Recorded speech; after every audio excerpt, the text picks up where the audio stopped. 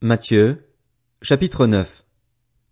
Jésus monta dans une barque, traversa le lac et se rendit dans sa ville. Des personnes lui amenèrent un paralysé couché sur une civière. Voyant leur foi, Jésus dit au paralysé, « Prends courage, mon enfant, tes péchés te sont pardonnés. » Alors, quelques spécialistes de la loi se dirent en eux-mêmes, « Cet homme blasphème !» Mais Jésus connaissait leurs pensées. Il dit, « Pourquoi avez-vous de mauvaises pensées en vous-même? En effet, qu'est-ce qui est le plus facile à dire? Tes péchés te sont pardonnés? Ou lève-toi et marche? Afin que vous sachiez que le Fils de l'homme a sur la terre le pouvoir de pardonner les péchés, lève-toi, dit-il alors au paralysé, prends ta civière et retourne chez toi. L'homme se leva et rentra chez lui.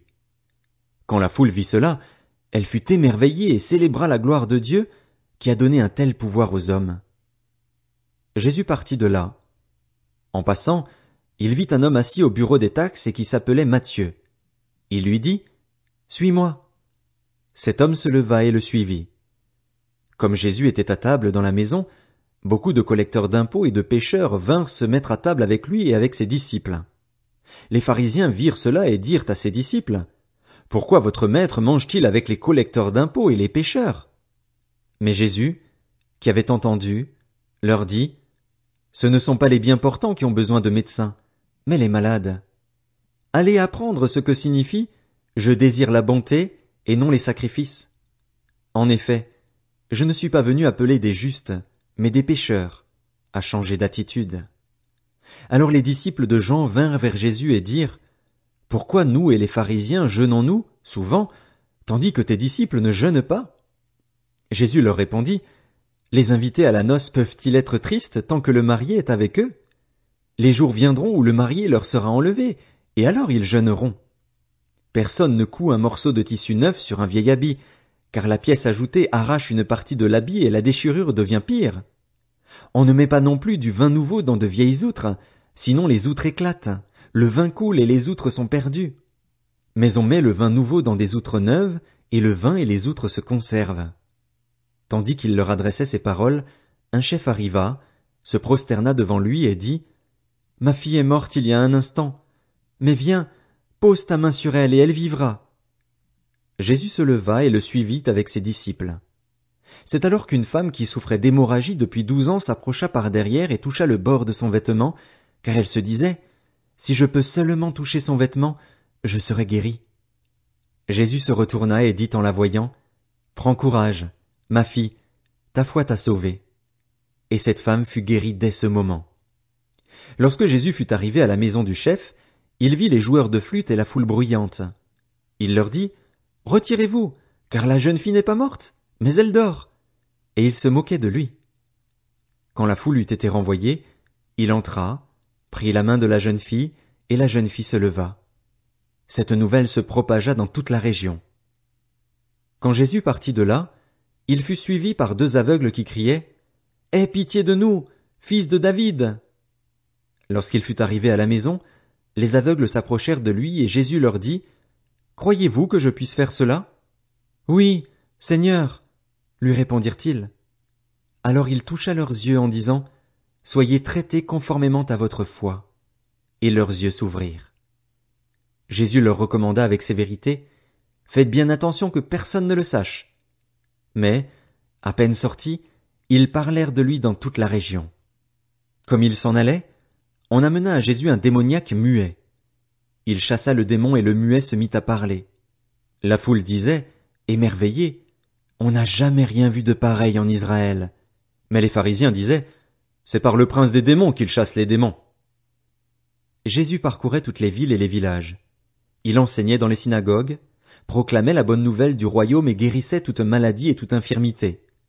À la vue des foules, il fut rempli de compassion pour elles, car elles étaient blessées et abattues, comme des brebis qui n'ont pas de berger. Alors il dit à ses disciples, « La moisson est grande, mais il y a peu d'ouvriers.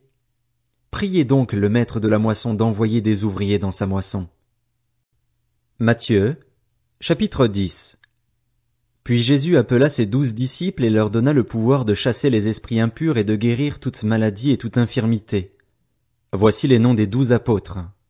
Le premier, Simon, appelé Pierre, et André, son frère, Jacques, fils de Zébédée, et Jean, son frère, Philippe et Barthélemy, Thomas et Matthieu, le collecteur d'impôts, Jacques, fils d'Alphée, et Lebé, surnommé Thaddée, Simon le Cananite et Judas l'Iscariote, celui qui trahit Jésus. Ce sont les 12 que Jésus envoya, après leur avoir donné les instructions suivantes. N'allez pas vers les non-juifs et n'entrez pas dans les villes des Samaritains. Allez plutôt vers les brebis perdues de la communauté d'Israël. En chemin, prêchez en disant, le royaume des cieux est proche. Guérissez les malades, ressuscitez les morts, purifiez les lépreux, chassez les démons. Vous avez reçu gratuitement? Donnez gratuitement. Ne prenez ni or, ni argent, ni monnaie dans vos ceintures, ni sac pour le voyage, ni de chemise, ni sandales, ni bâton, car l'ouvrier mérite sa nourriture. Dans chaque ville ou village où vous arrivez, informez-vous pour savoir qui est digne de vous accueillir et restez chez lui jusqu'à votre départ. En entrant dans la maison, saluez ses habitants et, s'ils en sont dignes, que votre paix vienne sur eux. Mais, s'ils n'en sont pas dignes, que votre paix revienne à vous. Lorsqu'on ne vous accueillera pas et qu'on n'écoutera pas vos paroles, sortez de cette maison ou de cette ville et secouez la poussière de vos pieds. Je vous le dis en vérité, le jour du jugement, le pays de Sodome et de Gomorrhe sera traité moins sévèrement que cette ville-là. Voici que je vous envoie comme des brebis au milieu des loups. Soyez donc prudents comme les serpents et purs comme les colombes. Méfiez-vous des hommes, car ils vous livreront aux tribunaux et vous fouetteront dans leurs synagogues. À cause de moi, vous serez conduits devant des gouverneurs et devant des rois pour leur apporter votre témoignage, à eux et aux non-juifs. Mais, quand on vous fera arrêter, ne vous inquiétez ni de la manière dont vous parlerez ni de ce que vous direz. Ce que vous aurez à dire vous sera donné au moment même. En effet, ce n'est pas vous qui parlerez, c'est l'Esprit de votre Père qui parlera en vous. Le frère livrera son frère à la mort et le père son enfant. Les enfants se soulèveront contre leurs parents et les feront mourir. Vous serez détestés de tous à cause de mon nom, mais celui qui persévérera jusqu'à la fin sera sauvé. Quand on vous persécutera dans une ville, fuyez dans une autre. Je vous le dis en vérité, vous n'aurez pas fini de parcourir les villes d'Israël avant que le Fils de l'homme ne vienne. Le disciple n'est pas supérieur au maître, ni le serviteur supérieur à son Seigneur. Il suffit au disciple d'être traité comme son maître, et au serviteur comme son Seigneur. S'ils ont appelé le maître de la maison Béelzébul, ils appelleront d'autant plus volontiers ainsi les gens de sa maison. N'ayez donc pas peur d'eux, car il n'y a rien de caché qui ne doive être découvert, ni de secret qui ne doivent être connus. Ce que je vous dis dans les ténèbres, dites-le en plein jour, et ce qui vous est dit à l'oreille, proclamez-le sur les toits. Ne redoutez pas ceux qui tuent le corps mais qui ne peuvent pas tuer l'âme. Redoutez plutôt celui qui peut faire périr l'âme et le corps en enfer. Ne vend-on pas 2 moineaux pour une petite pièce? Cependant, pas un ne tombe par terre sans l'accord de votre Père. Même vos cheveux sont tous comptés. N'ayez donc pas peur. Vous valez plus que beaucoup de moineaux. C'est pourquoi, toute personne qui se déclarera publiquement pour moi, je me déclarerai moi aussi pour elle devant mon Père céleste. Mais celui qui me reniera devant les hommes, je le renierai moi aussi devant mon Père céleste. Ne croyez pas que je sois venu apporter la paix sur la terre. Je ne suis pas venu apporter la paix, mais l'épée, car je suis venu mettre la division entre l'homme et son père, entre la fille et sa mère, entre la belle-fille et sa belle-mère, et l'on aura pour ennemis les membres de sa famille. Celui qui aime son père ou sa mère plus que moi n'est pas digne de moi, et celui qui aime son fils ou sa fille plus que moi n'est pas digne de moi. Celui qui ne prend pas sa croix et ne me suit pas n'est pas digne de moi. Celui qui conservera sa vie la perdra, et celui qui perdra sa vie à cause de moi la retrouvera. Si quelqu'un vous accueille, c'est moi qui l'accueille, et celui qui m'accueille accueille celui qui m'a envoyé. Celui qui accueille un prophète en qualité de prophète recevra une récompense de prophète, et celui qui accueille un juste en qualité de juste recevra une récompense de juste. Et si quelqu'un donne à boire ne serait-ce qu'un verre d'eau froide à l'un de ses petits parce qu'il est mon disciple, je vous le dis en vérité, il ne perdra pas sa récompense. Matthieu, chapitre 11.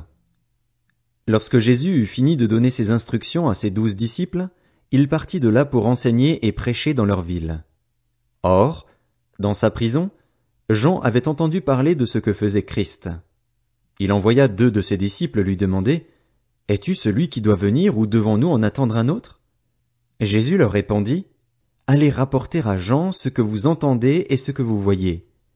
Les aveugles voient, les boîtes marchent, les lépreux sont purifiés, les sourds entendent, les morts ressuscitent et la bonne nouvelle est annoncée aux pauvres.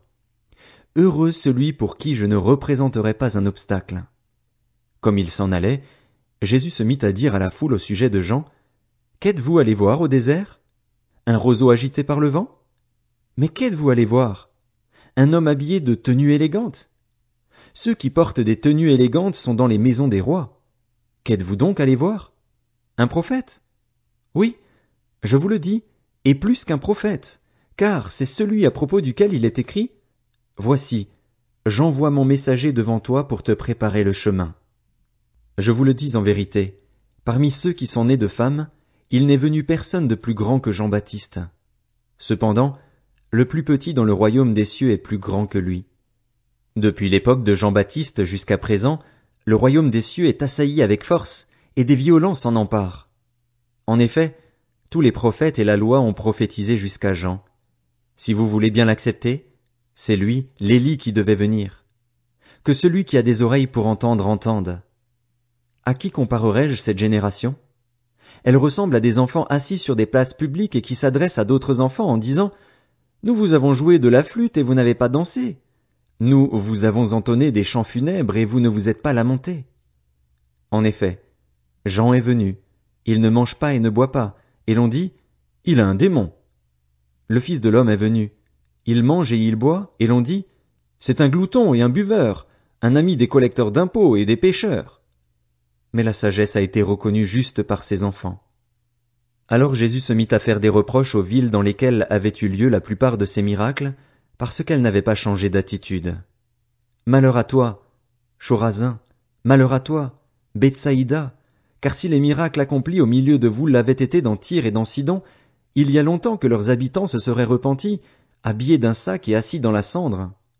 C'est pourquoi je vous le dis, le jour du jugement, Tyr et Sidon seront traités moins sévèrement que vous. Et toi, Capernaüm, seras-tu élevé jusqu'au ciel? Non. Tu seras abaissé jusqu'au séjour des morts, car si les miracles accomplis au milieu de toi l'avaient été dans Sodome, elles subsisteraient encore aujourd'hui. C'est pourquoi je vous le dis, le jour du jugement, le pays de Sodome sera traité moins sévèrement que toi.